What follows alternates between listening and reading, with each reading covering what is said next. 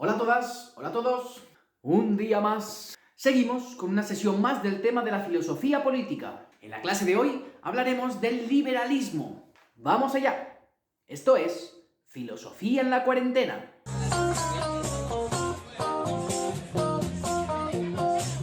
Bien, en la última sesión acabamos haciendo referencia a esa distinción entre la esfera pública y privada que caracterizaría el pensamiento filosófico político moderno. Hoy analizaremos esta distinción de manera más detallada. Para ello, como hemos comentado, nos referiremos al concepto de liberalismo, aunque también hablaremos de su desarrollo. Así que, sin más, empecemos por la tesis central del liberalismo. Por decirlo de manera resumida, diremos que el liberalismo es la posición filosófica que afirma que en el ser humano hay un ámbito en el que nadie puede entrar. Es decir, hay aspectos de la vida de los individuos en los que nadie puede entrometerse. O en una tercera forma, el ser humano es libre para decidir sobre ciertas cosas sin que nadie pueda decidir en su lugar. Como veis, hoy nadie os puede obligar a escuchar un tipo de música, a vestir de una determinada manera, a pensar de una determinada forma. Se os reconoce la libertad para hacer determinado tipo de cosas en vuestra vida privada. Pero, ¿de dónde vienen estas ideas?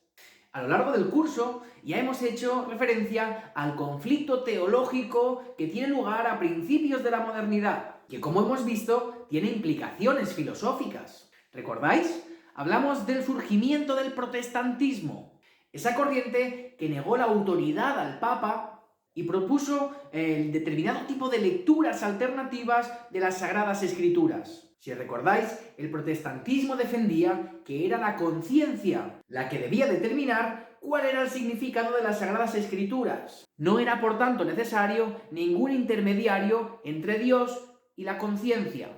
En ese sentido, no era necesario tanta estructura sacerdotal, esa estructura piramidal que culminaría en esa cima de la pirámide en la que estaría el Papa. Bueno, y entonces, ¿qué tiene que ver esto de la esfera privada con el problema de la interpretación de las Sagradas Escrituras? Pues diremos que a partir de este problema surgieron en Europa una serie de guerras, las llamadas guerras de religión. Claro, esto hace que nos planteemos un problema. Cuando dos personas discuten sobre qué Dios es el verdadero, ¿quién tiene razón?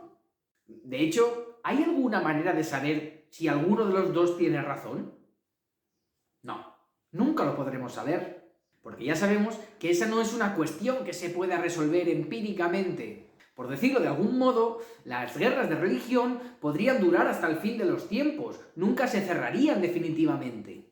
Y entonces, ¿qué pasó? Pues que después de largo tiempo de conflicto bélico, se firmó el tratado conocido como la Paz de Westfalia. Lo importante de este tratado es que entendamos que a través de esa paz se acordó que ningún Estado atacaría a otro por cuestiones religiosas. Como vemos, la religión se asociaba por primera vez a un tipo de creencias que permanecían en el ámbito privado. Las leyes ya no podían castigar a alguien por un tipo de creencias religiosas. Nadie podía decirte nada por practicar un tipo de religión, siempre y cuando la practicaras en el templo, en la iglesia o en tu casa. Vemos, pues, que el liberalismo tiene en común con esta historia de la religión la necesidad, la reivindicación de defender un espacio de libertad interior, individual, en el que nadie, ni siquiera el Estado, se puede meter. Las guerras de religión desembocaron, por lo tanto, en la idea de la libertad de conciencia. Y esa libertad de conciencia es la que de algún modo defiende el liberalismo. Nadie puede obligar a tu conciencia a realizar determinado tipo de cosas o a pensar de determinada manera. De ahí que reciba el nombre de liberalismo, porque defiende esa libertad individual. De hecho, ¿os acordáis de la última clase? ¿Os acordáis de John Locke? Recordemos su posición acerca del estado de naturaleza. Para Locke, el ser humano poseía tres derechos naturales: el derecho a la vida, el derecho a la libertad y el derecho a la propiedad privada de todo aquello que pudieras adquirir a través de tu propio trabajo. Hasta ahora, más o menos, ya sabemos a lo que se refiere Locke por libertad.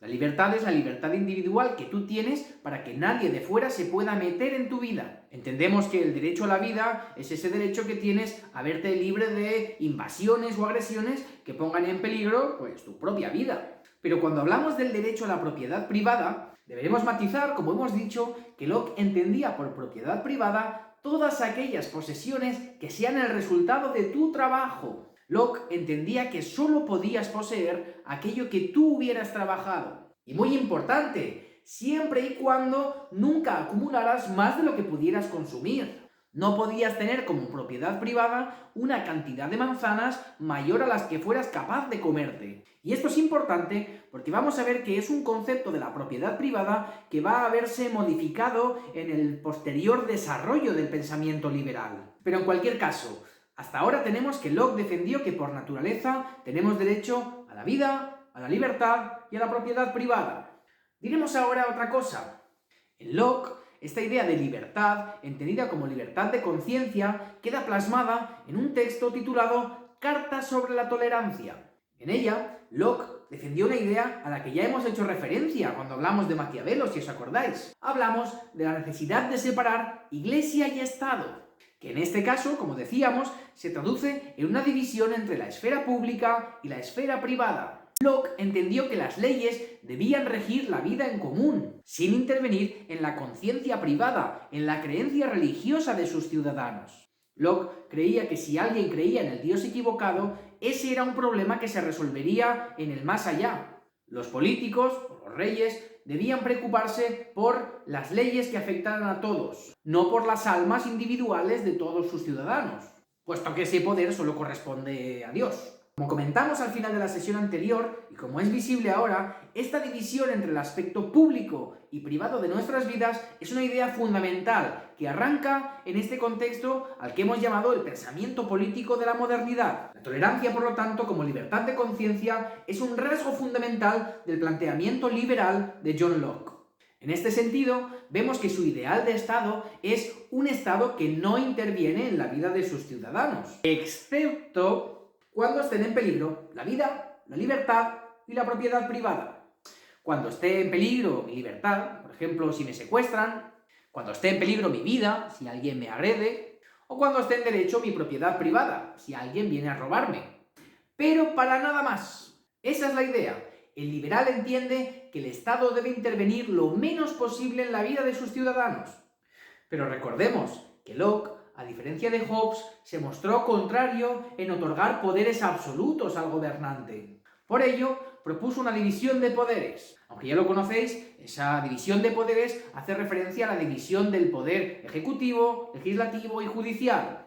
La idea de separar estos tres poderes no es ni más ni menos que el uno sirva de contrapeso o del límite al otro, de manera que la ley también limite al que gobierna. De hecho, todos los ciudadanos, incluso los gobernantes, tienen que cumplir la ley. Imaginemos un ejemplo así inventado a lo loco.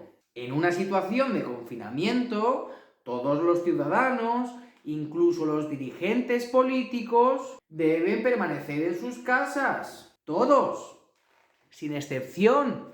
Ninguna. En este sentido, también el Poder Judicial debe estar separado del Poder Ejecutivo. De hecho, para garantizarse esta igualdad ante la ley, también se debe separar el Poder Ejecutivo del Poder Judicial. Los jueces deben juzgar con la misma neutralidad a cualquiera. Como veis, esta separación de poderes son un intento de igualarnos a todos ante la ley. De modo que podemos identificar en el liberalismo los ideales de la Revolución Francesa. Recordad, libertad, igualdad, fraternidad. Libertad, ya lo sabemos, porque la libertad individual es fundamental y está intrínsecamente ligada al pensamiento liberal. De hecho, se dice que con el liberalismo surge el concepto de individuo. Pero claro, todo individuo es igual de libre que otro. Por lo tanto, libertad más igualdad. Se entiende que esa igual libertad de todos los ciudadanos en cualquier país del mundo intenta construir una progresiva fraternidad universal. Esa fraternidad, por lo tanto, haría referencia a una convivencia en común de todo el mundo, siempre respetando la libertad individual de cada uno de los individuos. Pero claro, eso de que haya igualdad, la igualdad ante la ley de todos los españoles, quizá no suponga que todos los españoles sean realmente iguales, o sí, o no. Para entender este problema, nos referiremos a la distinción entre igualdad formal e igualdad material. La igualdad formal es la que está escrita en la ley, aquella que dice que todos los españoles y españolas son iguales ante la ley. Como veis, es formal porque toda esa igualdad se encuentra resumida ahí, en una fórmula. Habla en general, de manera formal, sin fijarse en nadie en concreto. Pero, ¿y la igualdad material? La igualdad material sí que haría referencia a esa igualdad concreta de cada uno de los individuos. Cuando miramos concretamente a los componentes de la sociedad española, vemos que no son exactamente iguales. Para empezar, porque los seres humanos, por definición, somos diferentes. De algún modo u otro, todos sois diferentes a vuestros amigos o conocidos. Pero, ¿y en cuanto a la igualdad de oportunidades?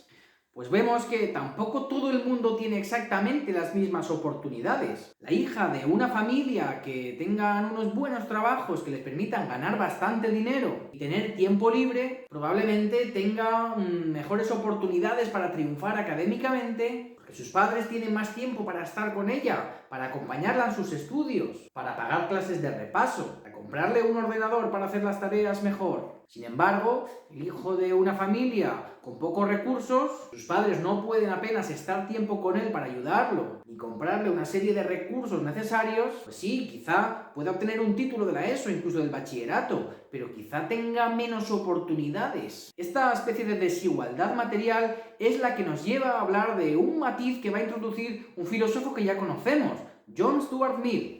Para explicar este cambio que introduce en el liberalismo John Stuart Mill respecto del pensamiento de Locke, nos referiremos a la distinción entre libertad positiva y libertad negativa. Ojo, no debemos pensar que la libertad positiva es la buena y la libertad negativa es la mala. No va de buena y mala. La libertad negativa, en este caso, se entiende como un dejar hacer, como un no intervenir. Alguien es libre en sentido negativo si nadie está interviniendo y por lo tanto está dejando que esa persona haga exactamente lo que le da la gana. Sería, por ejemplo, el tipo de libertad que tendría un niño cuando nadie le está obligando a ir al cole. Es libre en un sentido negativo porque no hay nadie interviniendo ahí, solo es él quien decide en base a su propia libertad. Vemos pues que es negativa, hay una no interferencia, nadie interviene. La libertad positiva, por el contrario, se entiende como un meterse en la vida de otro para garantizar que sea libre. Esto en principio puede parecer paradójico, pero hay un ejemplo que es bastante claro. Imaginad que alguien se ha caído en una zanja y no puede salir. La libertad en un sentido negativo sería dejarlo ahí dentro. No estaríamos interviniendo. Él sería quien podría decidir qué hacer, aunque vemos que realmente no es muy libre. La libertad positiva, en este sentido, consistiría en ponerle una escalera para que pueda salir. Como veis, estamos poniendo algo. Positivo viene del término latino positum, que significa lo opuesto, poner algo. Como veis, hemos puesto una herramienta a otra persona que le permite ser más libre. No se trata tanto de no intervenir en la vida de otro, sino de utilizar, de poner los medios necesarios para que sea más libre. En el caso del niño que iba al cole, el ejemplo es bastante claro. ¿Cuándo será más libre? ¿Si nadie interviene o si hay alguien que le esté obligando a ir al colegio? Hombre, por un lado, en sentido negativo, es libre si él decide si va o no va. Pero si decide no ir, a la larga, en el futuro, puede encontrarse con menos oportunidades, por ejemplo, para encontrar un trabajo y sin el dinero que le proporcionaría ese trabajo, quizás sea menos libre que otra persona. Como veis, este conflicto entre libertad negativa y libertad positiva es muy interesante. John Stuart Mill, apostando por la libertad positiva, entendió que el Estado debía intervenir en la vida de los individuos garantizando un mínimo necesario para que pudieran desarrollar su propia libertad. Para su libertad, por ejemplo, haría falta algo así como sanidad, educación, cosas sin las cuales los derechos naturales de la vida, la libertad o la propiedad podrían llegar incluso a ponerse en peligro. Esta idea de la intervención del Estado para garantizar determinado tipo de derechos es la que nos permite establecer la diferencia o el matiz que separa un Estado de derecho de un Estado de bienestar. Como vemos, Estado de Derecho hace referencia a un Estado regido por una serie de derechos. El Estado solo interviene para garantizar los derechos. Pero en el estado de bienestar se entiende que esos derechos van más allá de esos derechos por naturaleza que planteó Locke. Ya no se trata solo de la libertad, la propiedad privada y la vida. Se entiende que sin una educación, sin una sanidad, sin unas determinadas infraestructuras, sin una pensión, los ciudadanos no son libres. Incluso su vida puede correr peligro. Por lo tanto, este modelo de Estado, el estado del bienestar, entiende que el Estado puede intervenir en la libertad de los individuos, cogiendo su dinero, su propiedad privada, que es su dinero que han ganado a través de su sueldo, para redistribuirlo en forma de educación o sanidad, etc. Claro, aquí viene un problema muy interesante y que ha marcado el desarrollo del pensamiento liberal. Si el Estado está tomando mi dinero sin preguntarme si yo quiero dárselo, ¿acaso no se está violando mi derecho a la propiedad privada? ¿No se está violando el derecho a mi libertad, a elegir qué quiero hacer con mi dinero? Esta visión es la que tendrá lugar en el desarrollo del liberalismo hacia el libertarismo, llegando a lo que se ha denominado el anarcocapitalismo. Este entiende que el Estado no debe intervenir prácticamente nada en la vida de los individuos, nada más allá de la defensa de la propiedad privada y del derecho a la vida. Pero claro, a este pensamiento se le pueden poner algunas pegas. Si el Estado no interviene ese dinero en forma de impuestos, ¿no podría llegar el caso en que no tenga recursos suficientes para pagar una operación o algún tipo de tratamiento médico? ¿Sin derecho a la sanidad, que garantizaría un estado de bienestar? ¿No corre peligro mi derecho a la vida, que también era un derecho natural según el liberalismo? Una sociedad muy desigual, un estrato social muy pobre, ¿no tiene menos oportunidades que otras personas y por lo tanto son menos libres? En fin, en esta primera sesión espero que se entiendan las ideas principales del liberalismo y el problema que nos legó, que no es otro que la siguiente pregunta. ¿Hasta dónde puede o debe intervenir el Estado en nuestra vida? ¿Cuál es el límite de nuestra vida privada? Sin duda, esto afecta a múltiples cuestiones. ¿Debe el Estado obligarme a estudiar? ¿Puede el Estado prohibirme consumir determinado tipo de sustancias? ¿Puede el Estado obligarme a conducir con el cinturón de seguridad? ¿Puede el Estado establecer una edad mínima para hacer un determinado tipo de cosas? Sin duda, el alcance y el límite de la libertad es uno de los problemas filosóficos más importantes a los que nos enfrentaremos políticamente. El liberalismo, que duda cabe, es una herramienta fundamental para reflexionar acerca de él. En fin, con eso cerraríamos esta sesión. Espero que os haya resultado útil. Seguimos en la próxima clase.